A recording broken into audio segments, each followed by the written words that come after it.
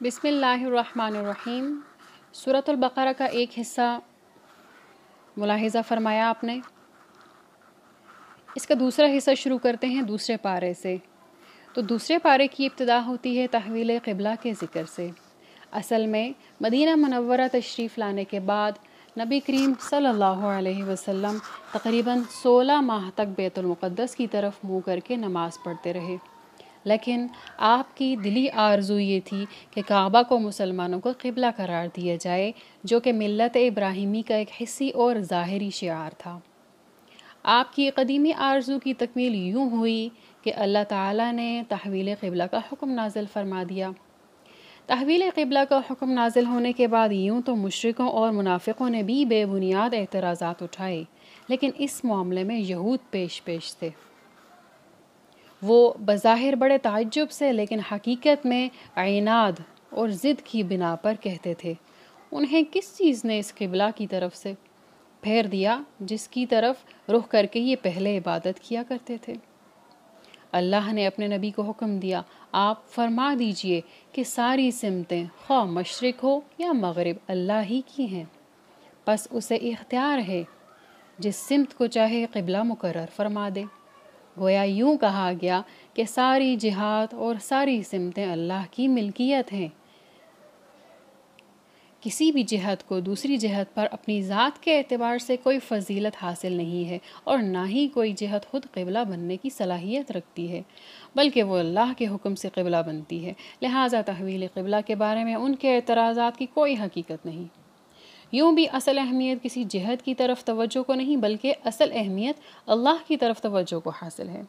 ان آیات کے مطالعے سے اللہ تعالیٰ کے ساتھ حضور اکرم صلی اللہ علیہ وسلم کا حسن ادب بھی ظاہر ہوتا ہے۔ ملاحظہ کیجئے، آپ صلی اللہ علیہ وسلم شدت اشتیاق اور وحی کے انتظار میں بار بار آسمان کی طرف اپنی نگاہیں اٹھاتے تھے، مگر تحویل قبلہ کا سوال نہیں کرتے تھے کہ شاید اللہ کا فیصلہ اور اس کی رضا تحویل نہ کرنے میں ہی ہو۔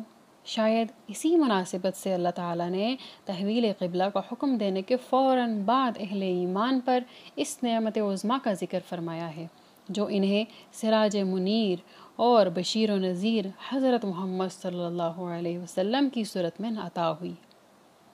مستقل قبلہ کا تعین بھی اللہ تعالیٰ کا بہت بڑا احسان ہے، اور ہدایت کے لیے عظیم الشان رسول کی بعثت بھی بے مثال احسان ہے، جیسا کہ اللہ تعالیٰ سورۃ البقرہ کی آیت نمبر 151 میں اس کا ذکر فرماتے ہیں۔ کما ارسلنا فیکم رسولا منکم یتلو علیکم آیاتنا ویزکیکم ویعلمکم الکتاب والحکمت ویعلمکم ما لم تکونوا تعلمون۔ فرماتے ہیں جیسا کہ اللہ نے بھیجا تم میں ایک رسول تم ہی میں سے جو تم پر ہماری آیتیں پڑھ کے سناتا ہے، اور وہ تم کو پاک کرتا ہے اور تم کو کتاب سکھاتا ہے اور حکمت کی باتیں سکھاتا ہے، اور وہ کچھ بھی سکھاتا ہے جو تم نہیں جانتے۔ یہ بھی ایک بہت بڑا احسان ہے۔ تحویل قبلہ کی بحث کو سمیٹتے ہوئے آخری اور فیصلہ کن بات جو ارشاد فرمائی گئی اس کا حاصل یہ ہے کہ حقیقی نیکی کا معیار مشرق و مغرب کی طرف رخ کرنا نہیں، بلکہ حقیقی نیکی کا معیار یہ ہے کہ عقائد، اعمال، معاملات اور اخلاق سب کا رخ صحیح ہو۔ اللہ کو راضی کرنے کے لیے صرف چہرے کا رخ ہی نہیں بلکہ دل اور پوری زندگی کا رخ بھی بدلنا ہوگا۔ ارشاد ہوتا ہے، مشرق و مغرب کی طرف منہ کر لینا ہی نیکی نہیں، بلکہ حقیقی نیکی تو یہ ہے کہ جو بندہ ایمان لے آئے اللہ پر، آخرت کے دن پر، فرشتوں پر، کتاب پر، نبیوں پر، اور وہ دینے والا ہو یا اس نے دیا مال اس کی محبت کے باوجود کس کو دیا؟ اپنے رشتہ داروں کو، یتیموں کو، غریبوں کو، مسافروں کو، مانگنے والوں کو، اور گردنیں چھڑانے کے لیے، غلام آزاد کرنے کے لیے، اور وہ نماز قائم کرے، اور اس نے زکوٰۃ دی، اور یہ وہ لوگ ہیں کہ جنہوں نے اپنے وعدے پورے کیے جب بھی کیے، اور انہوں نے صبر کیا تنگی کی حالت میں، اور جب کوئی لڑائی کا ماحول پیدا ہوا۔ یہی وہ لوگ ہیں جنہوں نے سچ کر دکھایا، اور یہی لوگ ہیں تقوی اختیار کرنے والے۔ تو یہ ذکر ہوا ہے آیت نمبر 177 میں۔ اس آیت کریمہ کو علماء کرام نے بڑی اہمیت دی ہے اور اس سے کم و بیش 16 قواعد اخذ کیے ہیں۔ اس آیت کریمہ سے یہ بھی ثابت ہوتا ہے کہ دین اسلام محض چند ایسی مذہبی رسوم کا نام نہیں ہے جنہیں عبادت خانے اور خانقاہ میں ادا کیا جاتا ہے، بلکہ اس دین کا تعلق زندگی کے ہر شعبے سے ہے۔ یہ ہر جگہ انسان کے ساتھ رہتا ہے، گھر میں بھی، بازار میں بھی، مدرسہ میں بھی اور مسجد میں بھی، سیاست و حکومت میں بھی اور تجارت و معاشرت میں بھی۔ یہ مسلمان کی ہر جگہ نگرانی کرتا ہے اور مسلمان پر لازم ہے کہ وہ ہر قدم اسے دیکھ کر اٹھائے۔ اس آیت کریمہ کو آیت بر کہا جاتا ہے، جیسا کہ اس آیت میں ذکر ہے وَلَٰكِنَّ الْبِرَّ مَنْ آمَنَ بِاللَّهِ، نیکی والی آیت۔ اور اس کے بعد جو احکام و مسائل بیان کیے گئے ہیں انہیں ابواب بر کہا گیا ہے، یعنی نیکی کے دروازے یا نیکی کے باب، جیسے کہ الگ الگ چیپٹرز بنائے جاتے ہیں۔ گویا پہلے اجمالی طور پر نیکی کے اصول بتانے کے بعد آگے ان کی جزوی تفصیلات اور احکام ذکر کیے گئے ہیں۔ یہ احکام مسلمان کی معاشی، معاشرتی، تجارتی، ازدواجی اور جہادی زندگی سے تعلق رکھتے ہیں۔ یہ احکام ہم مختصراً یہاں ذکر کریں گے۔ ان میں سے 2 حکم ایسے ہیں جو آیت بر سے پہلے ذکر ہو چکے ہیں۔ ان میں سے ایک تو آیت نمبر 158 میں اور دوسرا آیت نمبر 173 میں۔ ان احکام میں سے پہلا حکم جو کہ آیت نمبر 158 میں ہے، تو چونکہ زمانہ جاہلیت میں صفا مروہ پر 2 بت رکھے ہوئے تھے جن کی مشرکین عبادت کیا کرتے تھے، اس لیے قبول اسلام کے بعد صحابہ کرام رضی اللہ عنہم صفا مروہ کا طواف کرنے سے بچتے تھے، کتراتے تھے، اس لیے فرمایا گیا کہ ان کا طواف کرنے میں کوئی حرج نہیں ہے۔ یہ تو ہو گیا آیت نمبر 158 میں۔ اچھا، دوسرا حکم، مشرکین از خود بعض چیزوں کا حلال اور بعض کو حرام ٹھہرا لیا کرتے تھے۔ ان کی تردید کرتے ہوئے فرمایا گیا ہے کہ حرام وہ چیزیں نہیں جنہیں تم حرام کہتے ہو، بلکہ اللہ تعالیٰ تو صرف ان چیزوں کو حرام کرتا ہے جو کہ مردار ہیں، بہتا ہوا خون، خنزیر کا گوشت اور ہر ایسا جانور جس پر اللہ تعالیٰ کے سوا کسی اور کا نام پکارا گیا ہو، یعنی بسم اللہ کے علاوہ کسی اور کے نام کو اس کو ذبح کیا گیا ہو۔ البتہ جو شخص بھوک سے مجبور ہو کر ان میں سے کوئی چیز کھا لے تو اسے کچھ بھی گناہ نہیں ہوگا، لیکن شرط کیا ہے؟ شرط یہ ہے کہ کھانے سے مقصد حصول لذت نہ ہو اور نہ ہی ضرورت سے زیادہ کھا لے، بس اتنا جس سے اس کی زندگی بچ جائے۔ واقعی اللہ بڑا غفور و رحیم ہے۔ یہ مسئلہ آ گیا ہمارا آیت نمبر 173 میں۔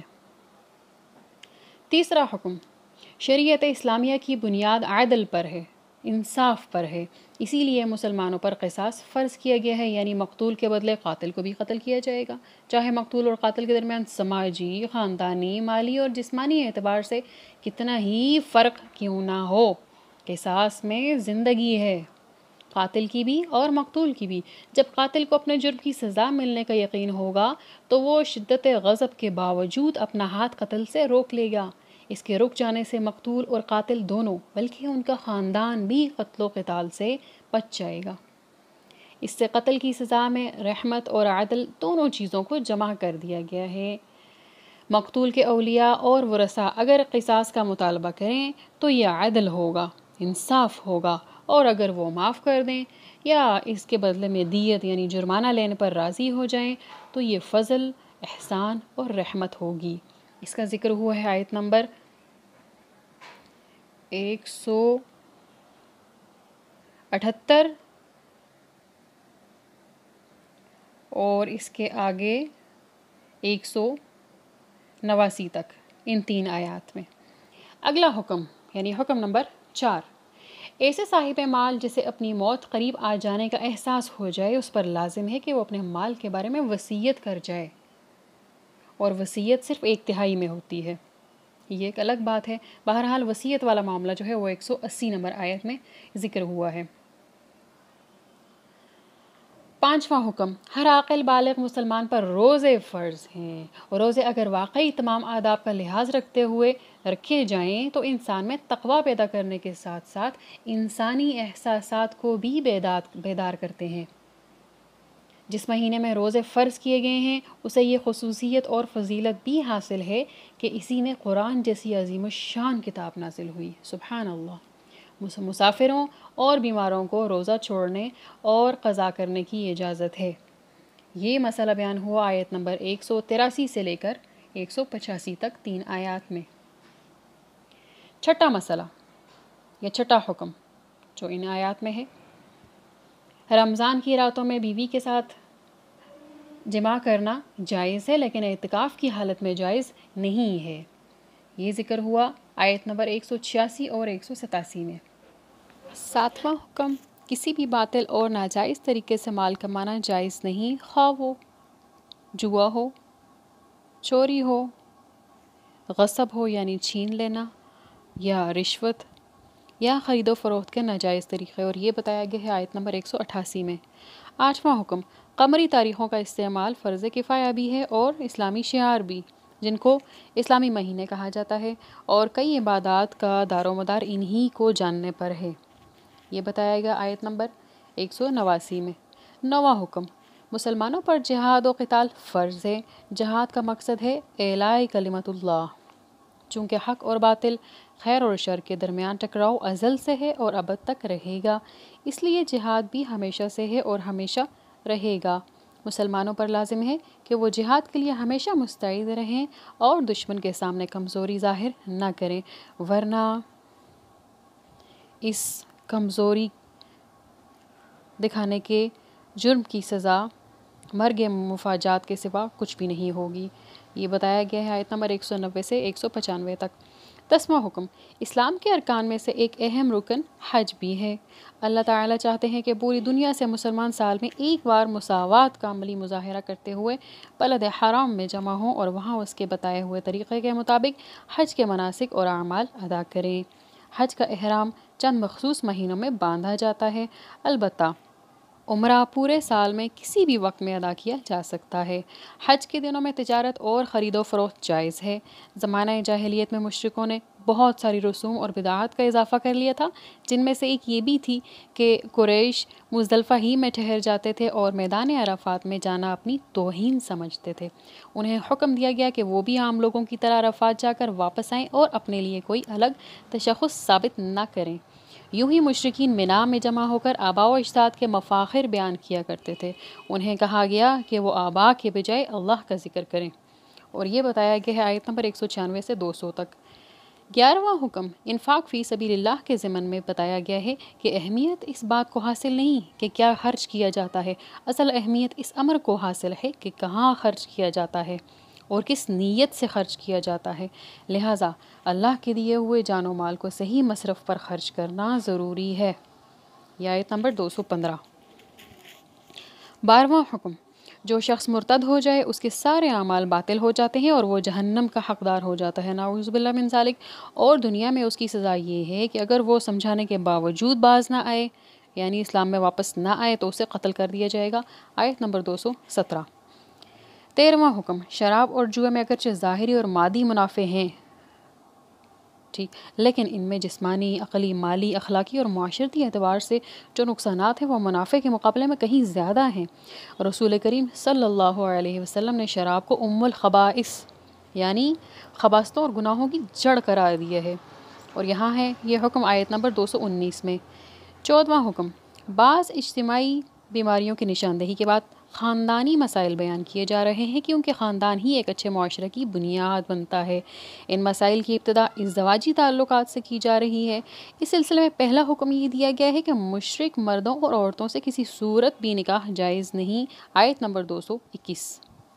البتہ کتابی عورت کے ساتھ مسلمان مرد کا نکاح ہو سکتا ہے، مگر بہتر یہی ہے کہ کتابیہ کے ساتھ نکاح کی بجائے کسی مسلمان عورت کے ساتھ نکاح کیا جائے۔ اس حکم قرآنی سے یہ نقطہ سمجھ آتا ہے کہ اسلام میں ازدواجی رشتہ کی بنیاد خلق اور دین پر ہے، یعنی اچھا اخلاق اور دین، حسب و نسب یا غنا یعنی مالداری اور حسن و جمال پر نہیں ہے، کیونکہ یہ عارضی چیزیں ہیں، نہ ہی یہ حقیقی سکون اور راحت کی ضامن ہے اور نہ ہی سعادت اور خوشبختی کی علامت۔ اور نہ ہی ان چیزوں کا سبب بنیں گی۔ البتہ ازدواجی زندگی کے سفر میں ایک نیک اور خوف خدا رکھنے والا ساتھی سفر کے بہت سارے مراحل کو آسان کر دیتا ہے۔ اسی لیے ہمارے آقا صلی اللہ علیہ وسلم نے نیک خاتون کو قیمتی خزانہ سے تعبیر کیا ہے، جو کہ ایک ترمذی کی روایت ہے۔